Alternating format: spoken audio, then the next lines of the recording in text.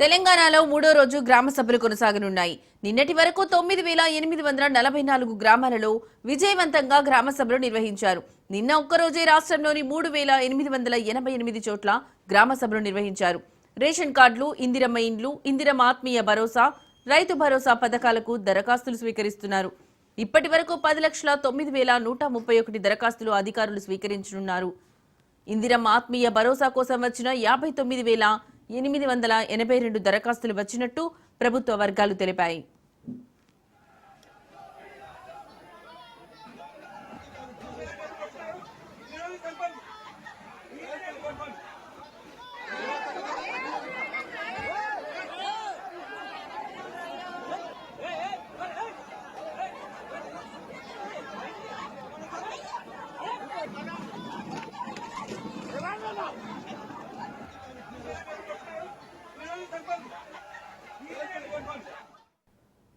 తెలంగాణలో మూడో రోజు గ్రామ సభలు కొనసాగనున్నాయి. నిన్నటి వరకు 9,844 గ్రామాలలో విజయవంతంగా గ్రామ సభలు నిర్వహించారు.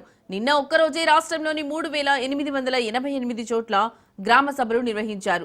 రేషన్ కార్డులు, ఇందిరమ్మ ఇండ్లు, ఇందిరమ్మ ఆత్మీయ భరోసా, రైతు భరోసా పథకాలకు దరఖాస్తులు స్వీకరిస్తున్నారు. ఇప్పటి వరకు 10,09,131 దరఖాస్తులు అధికారులు స్వీకరించనున్నారు. ఇందిరమ్మ ఆత్మీయ భరోసా కోసం వచ్చిన 59,882 దరఖాస్తులు వచ్చినట్టు ప్రభుత్వ వర్గాలు తెలిపాయి.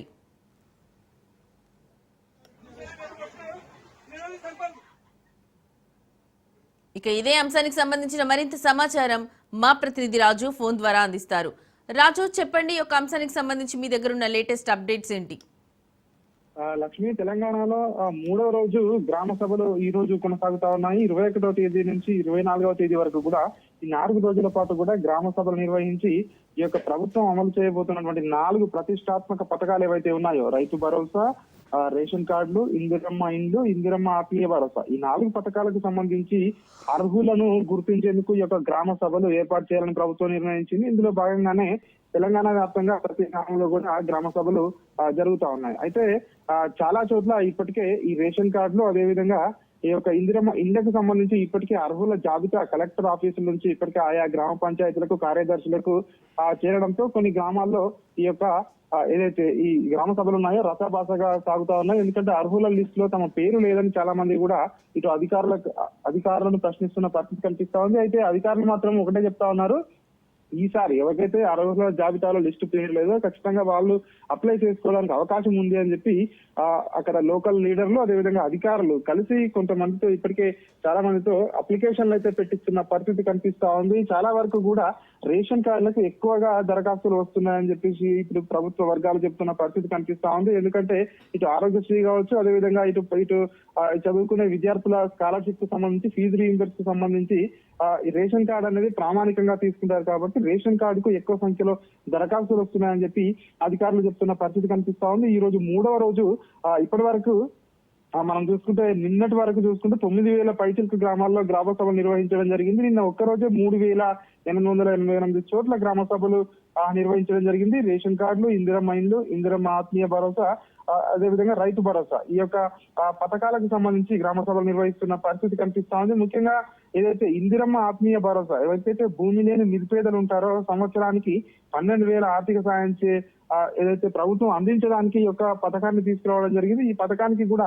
భారీ ఎత్తున దరఖాస్తులు వస్తున్నట్టుగా కూడా తెలుస్తా ఉంది. దీనికి అర్హులను ఏ విధంగా గుర్తించాలని చెప్పేసి ప్రభుత్వం ఇప్పటికే కొన్ని గైడ్ లైన్స్ కూడా ఇప్పటికే దీనిపై కసరత్తు చేసినట్టుగా కూడా తెలుస్తా ఉంది. ఇవి 4 పథకాలు కూడా ఈ నెల 26వ తేదీ నుంచి అమలు చేయాలని ప్రభుత్వం అయితే ప్రతిష్టాత్మకంగా తీసుకుంది. కాబట్టి సో రేపటి వరకు కూడా గ్రామ సభలు నిర్వహించబోతా ఉన్నారు. ఈ గ్రామ సభల ద్వారా ఎవరైతే అర్హులు ఉంటారో అర్హులకు ఈ దరఖాస్తులు చేసుకోవడానికి అవకాశం కల్పిస్తున్నామని ప్రభుత్వ వర్గాలు చెప్తా ఉన్నాయి.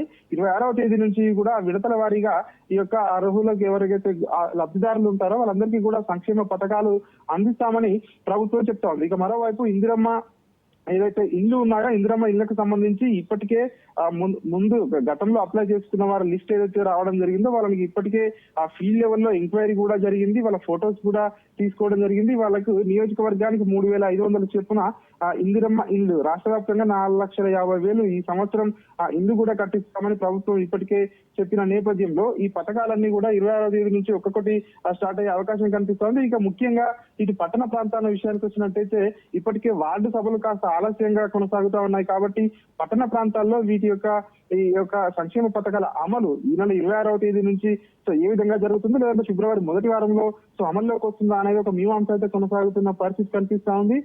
ఏది ఏమైనప్పటికీ రేపటితో ఈ యొక్క గ్రామ వార్డు సభలు అయితే ముగిస్తాయని చెప్పేసి ప్రభుత్వ వర్గాలు చెప్తున్నాయి. 26వ తేదీ నుంచి పథకాలు అయితే అమలు ప్రారంభమవుతుందని ప్రభుత్వం చెప్తున్న పరిస్థితి కనిపిస్తా ఉంది. Right Raju, thank you.